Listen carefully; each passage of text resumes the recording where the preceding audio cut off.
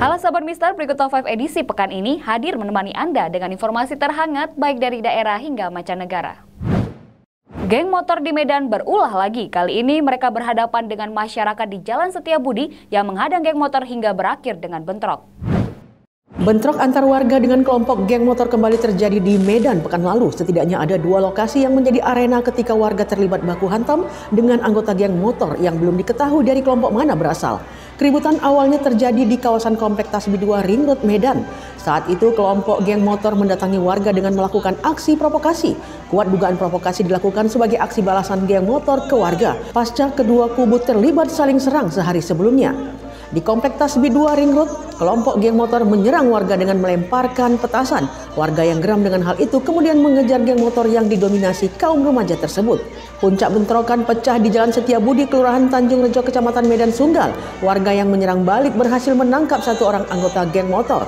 Warga yang geram menghajar anggota geng motor yang ditangkap itu. Beberapa anggota polisi yang turun ke lokasi tak berhasil menghalau keributan. Sesaat kejadian itu membuat arus lalu lintas lengang. Pengendara takut melintas saat aksi saling melempar terjadi. Warga mengaku sudah resah dengan aksi geng motor yang dalam satu pekan terakhir ini mengganggu ketentraman masyarakat. Belum diketahui penyerangan yang dilakukan kelompok geng motor itu, namun sebelumnya sejumlah warga menyebutkan ada rekan mereka yang menjadi korban kebrutalan geng motor. Berselang satu hari, Satuan Reskrim Polrestabes Medan bersama Polsek jajaran mengamankan 16 orang anggota geng motor yang terlibat bentrok. Ke-16 pelaku diamankan dari beberapa lokasi di Kota Medan. Rata-rata dari mereka masih berstatus pelajar. Puluhan pelanggan PDAM Tirtanadi kecewa dengan pelayanan karena air yang tak mengalir selama sepekan. Akibatnya puluhan ibu-ibu pun berunjuk rasa. Puluhan warga Simalingkar A mendatangi kantor perusahaan daerah air minum PDAM Tirtanadi cabang Padang Bulan yang terletak di Jalan Jamin Ginting, Kelurahan Mangga, Kecamatan Medan, Tuntungan Medan pada Rabu 31 Mei 2022. Aksi yang didominasi kaum ibu itu dilakukan karena buruknya layanan air bersih yang mereka terima beberapa hari belakangan ini. Mereka datang untuk mempertanyakan apa sebenarnya yang terjadi kepada pimpinan di kantor cabang tersebut. Dengan membawa berbagai peralatan dapur, masa yang kesal karena air di pemukiman mereka selalu ngadat, langsung masuk ke dalam kantor. Mereka beberapa kali berteriak minta agar sarana air di tempat tinggal mereka lancar. Salah seorang pengunjuk rasa Boru Pandiangan mengatakan gangguan atas buruknya layanan air di pemukiman mereka sudah terjadi sejak seminggu terakhir. Alhasil mereka selalu kesulitan saat ingin menjalankan aktivitas sehari-hari. Jangankan untuk minum, kebutuhan air untuk di kamar mandi saja mereka sangat kesusahan. Aksi massa diterima salah seorang pegawai PDAM Tirtanadi Padang Bulan, Jaman Mendropa. Mendropa mengatakan tidak lancarnya air karena adanya kebocoran pipa. Upaya perbaikan masih terus dilakukan dan berharap masyarakat bersabar. Namun jawaban itu tidak sepenuhnya diterima masyarakat. Mereka merasa pernyataan tersebut hanya sebagai alasan dari buruknya kinerja PDAM Tirtanadi cabang Padang Bulan yang kini beralih nama menjadi Perumda Tirtanadi. Setelah sempat bertahan selama 30 menit, mereka akhirnya membubarkan diri. Wali Kota Pematang Siantar melakukan peletakan batu pertama pembangunan gedung olahraga dan gedung Merdeka. Sayang pembangunan tersebut nyatanya belum mendapat persetujuan DPRD. Pihak DPRD Kota Pematang Siantar akan memanggil Wali Kota Pematang Siantar Dr. Susani Dewayani untuk mempertanyakan pelaksanaan peletakan batu pertama pembangunan Gedung Merdeka dan Gedung Olahraga atau GOR di Jalan Merdeka yang baru-baru ini dilakukan pada Rabu 31 Agustus 2022. Ketua DPRD Kota Pematang Siantar, Timbul M. Lingga mengatakan sebelum dilakukan peletakan batu pertama itu, DPRD Siantar dalam rapat-rapat di DPRD sudah sering menyampaikan agar itu ditinjau ulang, khususnya kekhawatiran tentang RT RW. Itu sebabnya dia sendiri sebagai ketua DPRD merasa heran tiba-tiba peletakan batu pertama pembangunan Gedung Merdeka dan Gedung Olahraga dilakukan. Menurut Timbul, sesuai dengan hasil rapat memutuskan akan mengundang wali kota pada hari Senin mendatang. Kepala Bidang Aset Badan Pengelolaan Keuangan Daerah Alwi Luman Gaol didampingi pelaksana tugas Kepala Dinas Kominfo Kota Pematang Siantar Johannes Sihombing menegaskan pembangunan Gedung Merdeka dan GOR itu sudah sesuai aturan. Mengenai indikasi pelanggaran Perda RT RW atas pelaksanaan pembangunan Gedung Merdeka dan GOR, menurut Alwi di Perda nomor 1 tahun 2013 tentang rencana tata ruang wilayah, RT RW itu di Jalan Sutomo dan Jalan Merdeka mutlak untuk kawasan perdagangan dan jasa.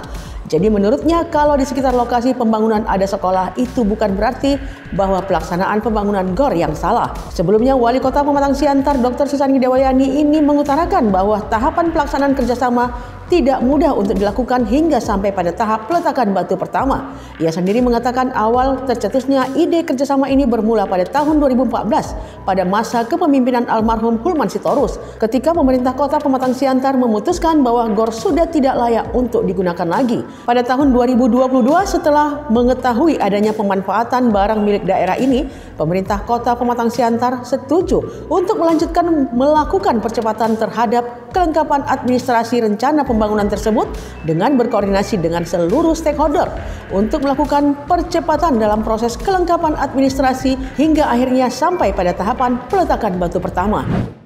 Kenaikan BBM bersubsidi tak dapat dihindari lagi. Keputusan yang tinggal menunggu pengumuman Presiden ini justru sudah menimbulkan kepanikan pasar.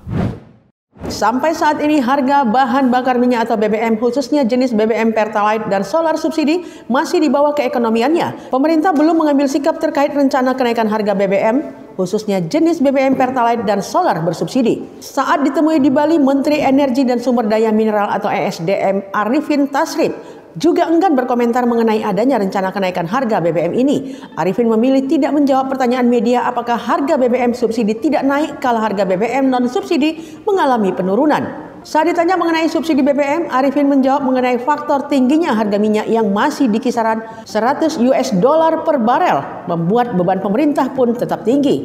Hemat energi pun harus menjadi opsi. Saat ditemui di Bali juga, Menteri Koordinator Bidang Kemaritiman dan Investasi Menko Marves Luhut Binsar Panjaitan juga enggan berkomentar mengenai kapan harga BBM Pertalite dan solar bersubsidi akan diputuskan. Ia hanya mengatakan keputusan kenaikan BBM menunggu Presiden. Hal yang sama juga dikatakan oleh Corporate Sekretari PT Pertamina Patra Niaga Irto Ginting. Ia juga belum dapat memastikan kapan harga baru Pertalite dan solar subsidi akan diberlakukan. Saat ini pihaknya juga masih menantikan keputusan tersebut. Dalam informasi yang diterima, adapun alternatif kenaikan harga BBM Pertalite dan solar subsidi yang sudah ada di tangan Presiden Jokowi berada di kisaran Rp8.500 per liter sampai Rp10.000 per liter. Sementara itu, rencana kenaikan yang sudah dihembuskan oleh pemerintah berdampak pada meningkatnya harga kebutuhan pokok. Yang paling terasa melejitnya yakni harga beras. Kenaikan diperkirakan mencapai Rp500 hingga Rp1.000. Kenaikan juga terjadi di harga minyak makan dan harga telur. Banjir bandang di Pakistan yang dipicu hujan muson menjadikan negara tersebut dalam keadaan darurat. Sekitar 1.000 orang diperkirakan tewas dan 33 juta orang mengungsi. Korban tewas akibat bencana banjir di Pakistan terus bertambah, bahkan korban kini menjadi hampir 1.000 orang sejak Juni lalu. Banjir yang dipicu hujan muson yang merusak di sebagian besar wilayah Pakistan itu juga telah melukai serta membuat ribuan lainnya mengungsi. Korban tewas terbaru datang sehari setelah Perdana Menteri Shehbaz Sharif meminta bantuan internasional dalam memerangi kerusakan akibat banjir yang mematikan. Lebih dari 33 juta orang telah mengungsi. Pemerintah Pakistan telah mengumumkan keadaan darurat untuk menangani banjir monsun yang dimulai pada Juni dan terus mendatangkan malapetaka di Pakistan. Otoritas Penanggulangan Bencana Nasional Pakistan dalam laporan terbarunya mengatakan 45 tewas dalam insiden terkait banjir di hari Jumat hingga Sabtu pada 26 hingga 27 Agustus.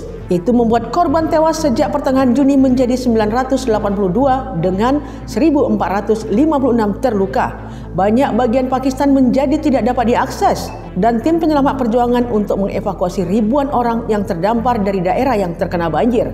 Provinsi Balochistan dan Sindh adalah daerah yang terkena dampak paling parah. Media lokal melaporkan pada Sabtu malam dengan bendungan Kars dekat dengan kota Ziarat, 80 mil dari Quetta, ibu kota Balochistan, telah rusak akibat banjir besar yang membahayakan nyawa penduduk setempat. Bendungan lain di daerah itu juga dilaporkan rusak. Ada juga laporan bahwa pengunjuk rasa telah memblokir jalan raya Indus, satu-satunya jalan aman antara Hyderabad dan Karachi dan Sindh Utara dan seluruh Pakistan di Nasirabad. Para pengunjuk rasa mengklaim anggota parlemen setempat telah membahayakan penduduk dengan mengalihkan air banjir. 3 orang tewas akibat tanah longsor dan banjir di Swat. 3 orang tewas akibat tanah longsor dan banjir di Swat, Provinsi Khyber Pakhtunkhwa. dan pihak berwenang di Nowshera meminta evakuasi segera di tengah banjir yang sangat tinggi di Sungai Kabul. Video yang dibagikan di media sosial menunjukkan jembatan, jalan dan hotel tenggelam ke dalam air dan orang-orang berlarian untuk mengungsi dari rumah mereka. Wakil Komisaris Tambahan SWAT mengatakan pada hari Jumat bahwa jalan yang tersebar di 130 km telah rusak dan 15 jembatan hancur total saat banjir mendatangkan malapetaka lebih dari 100 rumah dan setidaknya 50 hotel dan restoran juga hancur. Menanggapi seruan Sarip untuk bantuan internasional, PBB merencanakan seruan kilat 160 juta US dollar untuk sumbangan. Sementara itu, citra satelit menunjukkan banjir parah di Pakistan menyebabkan beberapa bagian provinsi Sindh menjadi danau seluas 100 km persegi. Dalam gambar yang diambil sensor satelit NASA MODIS, di bagian tengah citra satelit tersebut tampak area biru gelap yang menunjukkan luapan Sungai Indus. Luapan sungai dan hujan lebat di daerah itu membanjiri ladang pertanian seluas 100 km menjadi danau raksasa. Demikian Top 5, nantikan terus berita terhangat dari kami. Saya Vanessa Marpaung, sampai jumpa.